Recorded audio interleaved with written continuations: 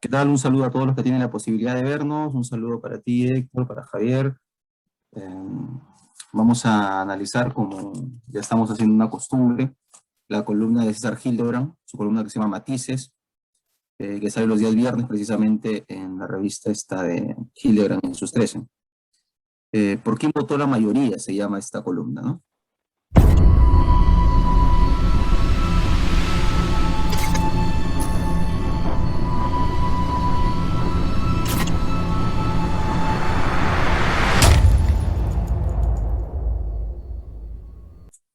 Hildebrand nos hace un pequeño recordario, ¿no? Ha sido ganada pues por Perú Libre o Castillo, que parecería esto una incongruencia, ¿no? Todos hemos visto cómo ha ganado Castillo.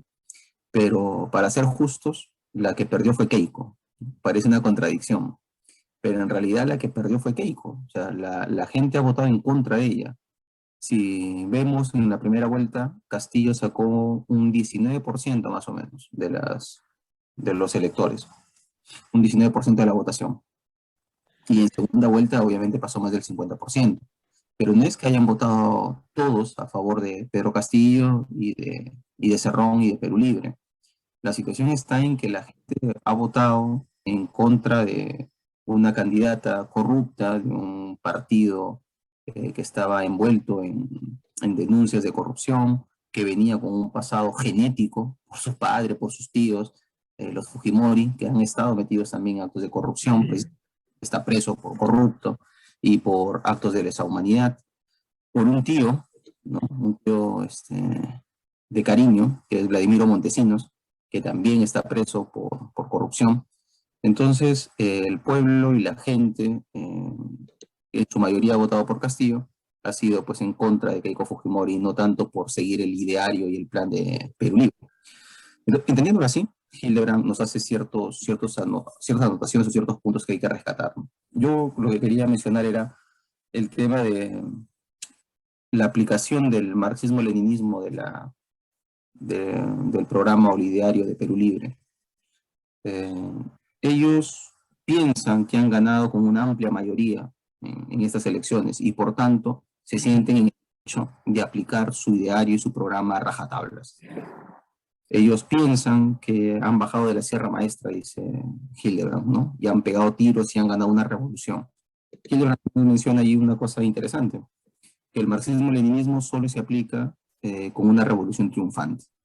Es decir, para que se tenga la fuerza para aplicar las medidas que quisiera aplicar Perú Libre, tendría que ser pues luego de una victoria tipo la Unión Soviética, ¿no? Tipo la Revolución Rusa, la Revolución China, la Revolución Cubana, ¿no? Que se sintieron en el derecho de poder aplicar estas teorías a construir un nuevo poder y derrotar al antiguo poder. Por tanto, se sentían con el derecho de tomar estas políticas. En el Perú no pasó nada de eso. En el Perú han sido unas elecciones democráticas dentro del orden establecido. O sea, aquí no hay nadie que ha pegado tiros, ni nadie que se sienta con el derecho de encarnar un espíritu absoluto hegeliano que se ha posado sobre un partido político y sobre un individuo y ellos son los encargados de llevar adelante la historia. Eso no ha sucedido. Han sido unas elecciones en las que ha ganado un candidato más por el rechazo a la otra candidata que por méritos propios. Ese es un punto también que habría que rescatar en la columna de César Hildebrand y en la política nacional. Fuera de los errores que quizá tendríamos que mencionar ahora, voy a utilizar los pocos minutos que me quedan en esta primera ronda para mencionar algunos. La improvisación del gobierno, ¿no? La improvisación de Pedro Franque y Aníbal Torres en cuanto a su elección. Primero los habían nombrado a ellos como ministro de Economía y ministro de Justicia, se escaparon, salieron corriendo por una de las puertas y salieron por a Javier Prado corriendo, y luego al día siguiente los llaman y los convocan y de nuevo les piden que por favor sean ministros. El día de ayer han renunciado 2 viceministros del Ministerio del Interior. O sea, es en realidad un tema de improvisación, un tema de no saber qué hacer ahora que tienen el poder, ¿no?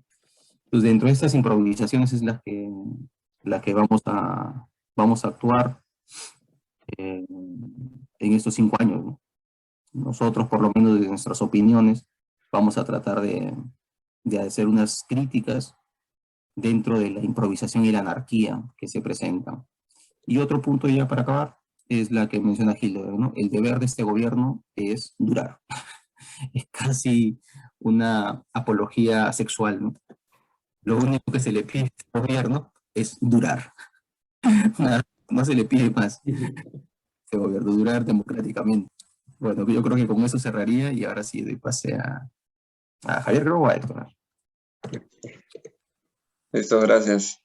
Sí, pues un saludo para ustedes, para Javier, César y para todas las personas que puedan estar viendo. Sí, sí, es así. Yo también había rescatado ideas bastante parecidas a las que acaba de rescatar César. Porque realmente, pues, para que se dé este tipo de, como bien decía César, tanto César Urbiola como César Hildebrand, para que pueda, pues, este tipo de revoluciones funcionar, se necesita, evidentemente, la anuencia popular, ¿no?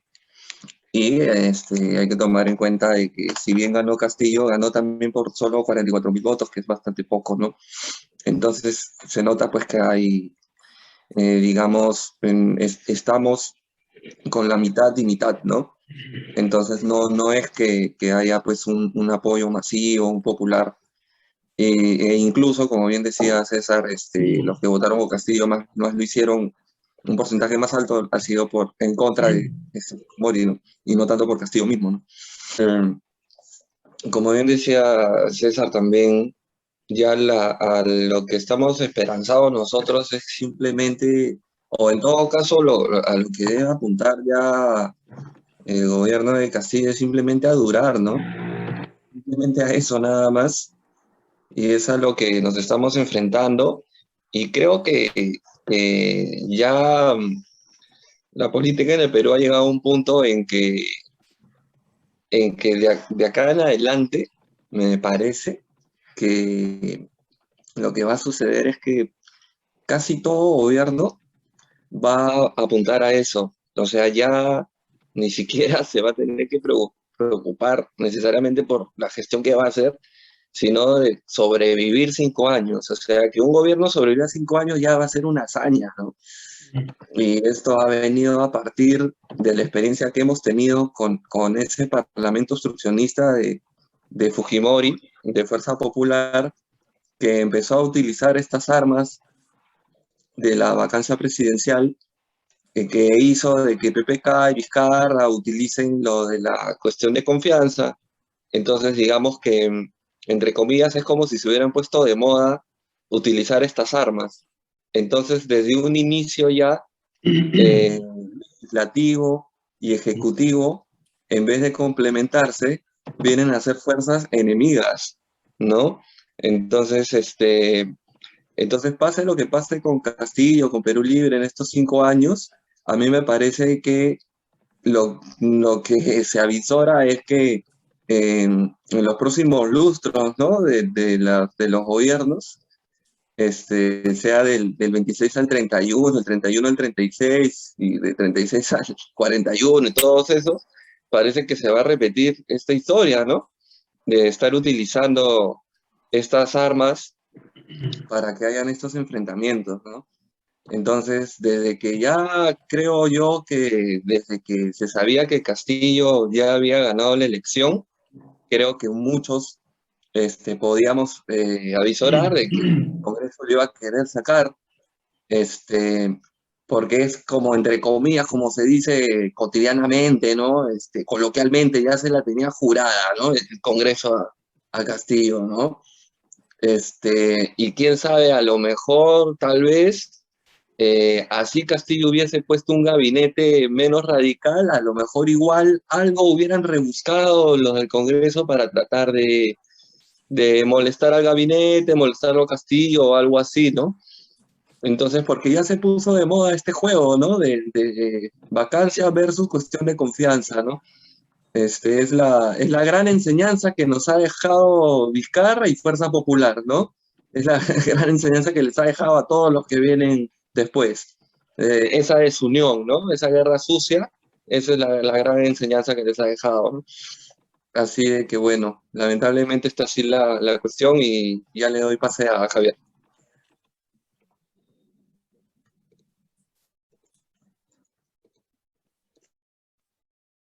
Buenas noches.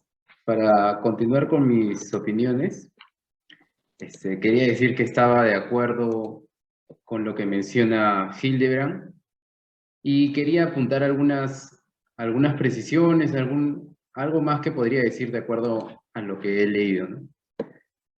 Primero está el tema que ya mencionó César y Héctor, de que Perú Libre no ganó las elecciones, sino Castillo, como lo dice Hildebrand, ¿no? Me parece que de todas maneras Hildebrand sigue con su forma de comunicar un poco hilarante a veces, cuando hace referencia a la chica por los Vladiaudios. Fue algo bastante chistoso en su momento por cómo la trata o la trataba en los audios Vladimiro Montesinos a Keiko Fujimori, ¿no? Como cumple ese papel que mencionó César de la sobrina, ¿no? La sobrina de crianza. Y luego también César Hildebrand dice que Fuerza Popular también es culpable de alguna forma de la crisis que estamos viviendo, bueno, además de la pandemia.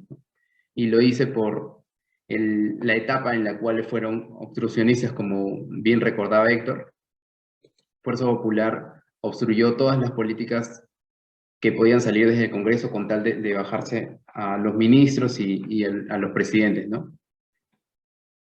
Y luego está el tema de que la gente que votó por Castillo en realidad es gente del sur y también gente más alejada de la ciudad, gente de lugares rurales, gente que necesita y ha estado olvidada por un montón de tiempo, necesita más derechos, necesita una situación más cómoda por años, ¿no? Entonces toda esta gente está a la expectativa en realidad, ¿no? Y también todo el mundo por la crisis. Y también recordemos que, como dice Hildebrand, ganó con las justas en la segunda vuelta, pero en la primera vuelta pasó también con las justas a la segunda vuelta, con menos del 20% de aprobación, ¿no? O bueno, de votos. Entonces ese es un tema a tomar en cuenta. No es que la mitad al menos está con él, no, menos incluso, ¿no? Como bien decían Héctor y César. Y luego también quería mencionar que César Hildebrand dice o menciona al marxismo-leninismo y luego también a la anarquía, ¿no? Bueno, el marxismo-leninismo, de hecho, tiene bastantes vertientes, y a partir de lo que ocurrió en la Revolución Rusa, también hace referencia a que se podría llegar con una revolución triunfante a las metas de las que habla Cerrón, pero también por guerrillas, ¿no? Y eso también lo dice más adelante, porque precisamente se ha apuntado varias veces que están de acuerdo con lo que pasó en Cuba, sin hablar mucho de Cuba, ¿no? Porque hay un montón de cosas que no se mencionan cuando se habla de Cuba, o sus primeros años, o diferenciarla de otras experiencias, ¿no? No es lo mismo de lo que pasó en Cuba, ni lo que pasó en China, ni lo que pasó en la Revolución Rusa, es completamente distinto. Son guerra de guerrillas, ¿no? Entonces hay un desconocimiento general, ¿no? Para ver dentro de lo negativo qué cosas ocurrieron, ¿no? Para que no vuelvan a ocurrir precisamente. Luego también me pareció un poco chistoso que comparara a la Revolución Francesa con lo que quiere Cerrón. Me pareció bastante gracioso. Y bueno, hasta ahí nada más quería mencionar mis ideas y bueno, lo dejo con César para que continúe. Claro, para continuar con estas ideas que hemos sacado con respecto a la columna de César Hildebrand, yo quería mencionar aquí un punto importante. Si bien es cierto, por lo menos yo considero que la elección fue muy bien ganada por Castillo y con gran apoyo de personas que no confiaban en Perú Libre, sino estaban en contra de Keiko Fujimori, significa que ahora toda la gente que votó por Castillo tenga que estar apoyándolo necesariamente, ¿no? Sino que pueden realizar las críticas hacia ellos. Y eso no es como quieren redes sociales traidores, o que ahora apechuga tu voto, cosas como esas. O sea, que se tenga que criticar a Castillo no significa que apoyes a Keiko Fujimori. O sea, nadie en su sano juicio va a decir, ¿sabes qué? Estamos en contra de Castillo y de Cerrón, por eso queremos que venga Fujimori a salvarnos. O sea, ese es el tema del mediocre, ¿no? El que tenemos que, en todo caso, para salir de entrar a la boca del lobo, ¿no? Cuando no se trata de eso. No tenemos por qué ser tan mediocres y elegir entre los peores. O sea, ¿por qué no poder elegir por lo menos entre algo mejor, ¿no? Que no esté Castillo ya está bien. Puede ser que Castillo sea muy malo, pero no podemos elegir a otro que es igual de malo o peor. Tratemos pues de elegir algo que sea mejor, ¿no? Entonces, en este punto la derecha es la que menos puede hablar, ¿no? O sea, la prensa de la derecha, los queiquistas, los fujimoristas, los de López Aliaga son los que menos en estas circunstancias podían hablar sobre democracia, porque son precisamente ellos los que han conducido a esta situación, ¿no? Ellos son los que pedían muerte a Cerrón, muerte a Castillo, y empujaron a un gran sector a votar precisamente por Castillo.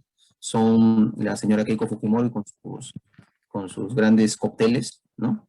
Que recaudaban millones y millones de soles que no sabemos de dónde vinieron y a dónde fueron a parar. Todas las denuncias que tienen sus familiares, ellos son los que han ocasionado esta situación. La bancada fujimorista tuvo más de 70 votos hace 2 congresos. ¿Y qué hicieron?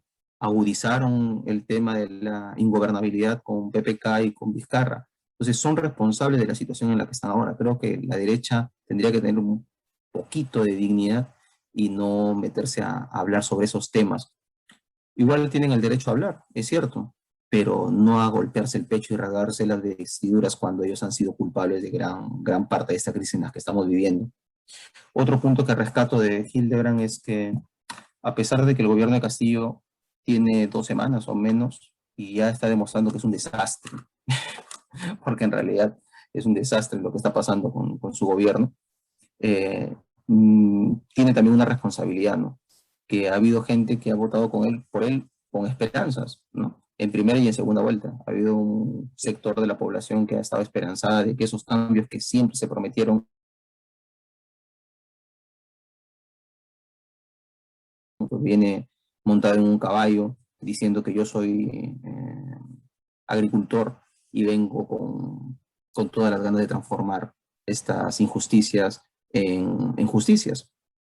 Entonces, esta gente está esperanzada en un cambio de la Constitución, en mayores derechos, en reconocimiento de estos derechos que han sido vulnerados a través de generaciones y generaciones, como las comunidades amazónicas, las comunidades campesinas, que reclaman pues ser respetadas en cuanto a su derecho a participación de la riqueza que genera este país, porque parece que la riqueza de este país solo se la llevan algunos y algunos lugares determinados, cuando la riqueza es de todos, ¿no? La riqueza que se saca de Cajamarca no es de los cajamarquinos, debería ser de todos. La riqueza que se saca aquí mismo en Lima con las industrias debería ser también repartida para todos. Y la riqueza que los empresarios peruanos puedan generar también debe ser repartida. Como hablamos hace unos instantes con Héctor, la minera Buenaventura ha pagado a la SUNAT más de 213.000 millones de soles. De un solo porrazo ha pagado su deuda a la SUNAT y eso debería ser beneficio para todos. Entonces, ese es un punto que yo quiero rescatar de Hildebrand y el tema del cambio de la Constitución, ¿no? De un nuevo pacto social, de que la gente pueda decidir nuevamente cuál es el objetivo que tenemos como país y cuáles son los límites que vamos a poner a la participación de la empresa privada y también los límites al Estado, ¿no? Eso es lo que se tiene que hacer ahora, creo yo, como promesa de campaña de Castillo, cumplirse de una forma democrática y no al caballazo como pretende hacer Cerrón, que no tiene vela en este entierro, más que ser el dueño del partido, ¿no? Porque él no ganó nada, él no ha sido elegido para nada. Entonces no tendría por qué tener tanta participación en el gobierno como parece que lo tiene hasta ahora. Bueno, yo creo que eso sería lo último y ya le doy pase a Héctor. Muy bien, muchas gracias. Sí, pues, lamentablemente enganchando con lo último que decías, sí, pues el mismo Pedro Castillo, ¿no? Había dicho que no iba a ser ni siquiera, Cerrón no iba a ser ni el portero, y ese tipo de cosas, pero sin embargo ahora vemos que lamentablemente lo que algunos sospechaban se está dando pues en una medida considerable, ¿no? Ese gabinete que ha puesto Castillo, creo que es casi seguro que son personas allegadas a Cerrón, pues, ¿no?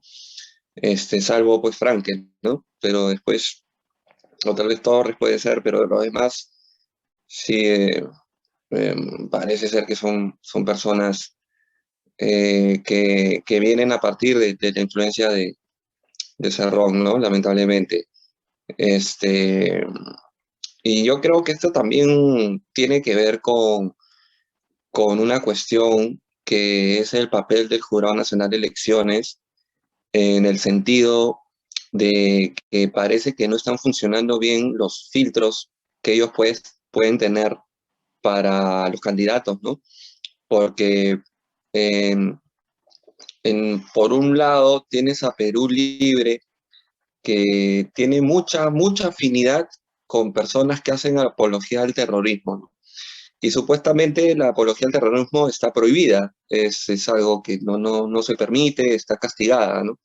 Entonces, si tienes un partido que tiene muchas afinidades, mucha gente que hace apología al terrorismo, entonces de partida ya no debería haber sido pues aceptada, ¿no? No se debería haber aprobado un partido así para que participe en las elecciones, y del mismo modo tampoco debería haber participado Fuerza Popular con Keiko Fujimori, teniendo todas estas experiencias de ella, ¿no? De los cócteles, como decía César, y tantas otras perlazas que tiene, ¿no?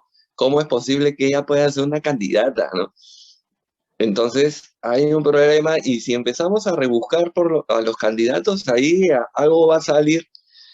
Entonces creo que hay un problema con los coronas de elecciones en ese sentido, ¿no? Hay un mal filtro que hace de que los candidatos que están tengan,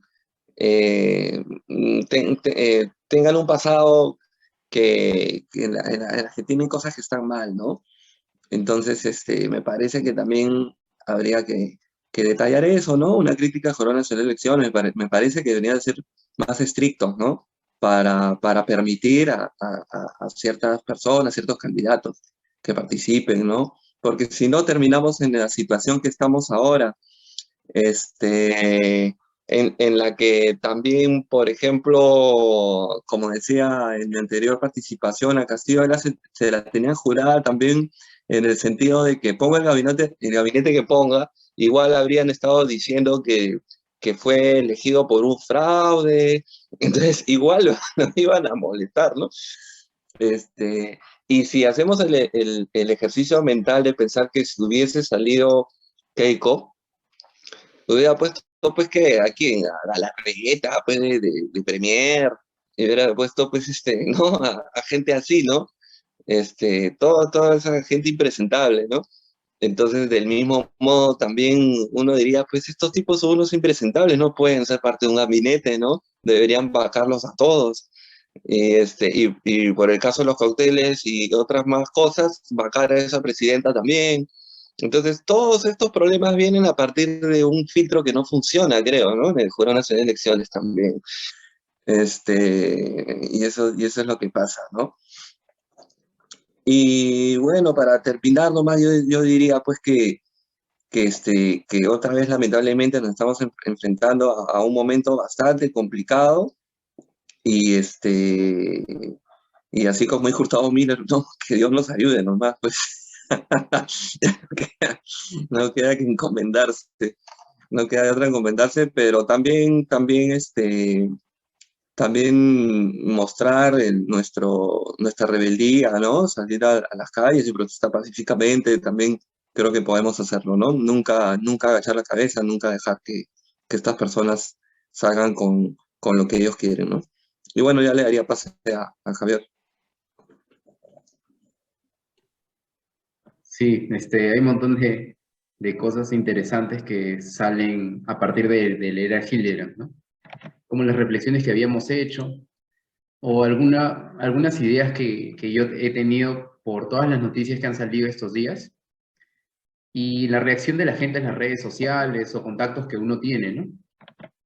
Nosotros varias veces hemos dicho que no hemos estado a favor ni de Castillo ni de Keiko, pero también hemos evidenciado que el partido de Keiko era acusado por una mafia y por otro lado, como César Hildebrand también lo dijo, bueno, Castillo era una opción, ¿no? Pero no era una opción por ser la mejor, ¿no? Era una opción por lo que representaba y por quién estaba en contra, o sea, comparándolo, ¿no? No era un apoyo ciego ni completo, ¿no? Es por eso que no entiendo la satisfacción que siente alguna gente de recriminarle a otros de haber votado por este candidato, ¿no? Por Castillo.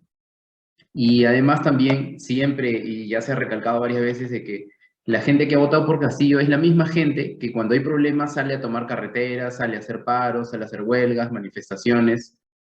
Nosotros podemos salir también en manifestaciones un poco más tranquilas, pacíficas aquí en Lima, pero la gente que de verdad se enfrenta a la policía arriesgando su vida por defender sus derechos, porque es así, no son terroristas, ¿no? Hay gente que muy humilde que sale a estas formas de lucha. Ellos han votado por Castillo y ellos es más que seguro que si es que pasa algo, de nuevo van a seguir con lo mismo que han hecho todos estos años, por reclamar sus derechos, o sea, no es nada nuevo, ¿no? Pero por otro lado, los votantes de Keiko, y no estoy diciendo todos, ¿no? Estoy diciendo sobre todo los que más tienen actividad en las redes sociales o en la televisión, ¿no? Quienes salen evidenciando que defienden a ciegas todo lo que ha pasado, ¿no? Y me parece absurdo porque uno podría pensar que entonces ellos piensan que con Keiko estaríamos mejor. Si hablamos de ministros, los ministros de Keiko serían corruptos muy conocidos con harta trayectoria, ¿no? Y además sabríamos que posiblemente es una mafia. ¿A qué nos estaríamos enfrentando? Ya, las cosas ya serían claras. Quizás la diferencia sería que ya sabríamos que todo va a estar peor, ¿no? No como Castillo, que no se sabe, precisamente porque él no habla, ¿no? Todos los medios de comunicación se matan diciendo de que él no habla, ¿no? Quizás es una estrategia o es la improvisación que han demostrado, ¿no? En toda esa trayectoria de las elecciones, ¿no? Y luego también me parece que hay demasiadas pruebas, ¿no? En contra de Keiko, por lo de Vladimiro Montesinos y los audios a mí me pareció que es suficiente pruebas como para que cualquiera que haya estado apoyándola diga, ah, bueno, no, ya eres obvio que es una mafia, pues, ¿no? ¿Qué democracia? ¿De qué hablamos? Luego también quería decir de que este tema de que la derecha, antes de que Castillo haga algo, ya lo quieren votar, eso me parece muy importante porque a pesar de que obviamente hay ministros que no dan la talla de hecho por la experiencia o por la corrupción que han cometido antes, por ejemplo, lo que me llamó la atención es que había un camión que había explotado en Villa El Salvador hace unos meses, ¿no? El año pasado, me parece. Y a ese camión tenía una revisión técnica de una empresa del ministro de Trabajo. O sea, fue culpable de alguna forma, ¿no? Indirecta. O sea, ¿cómo puede ser posible? Bueno, a pesar de esto, hay otros personajes que sí resaltan, ¿no? Como mencionaron Pedro Franklin, ¿no?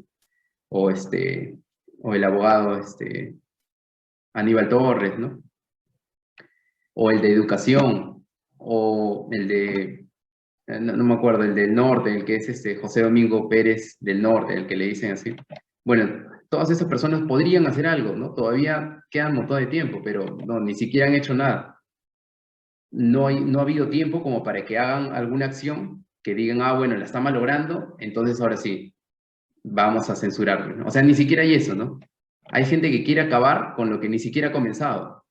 Eso también es otro punto a tomar en cuenta, ¿no?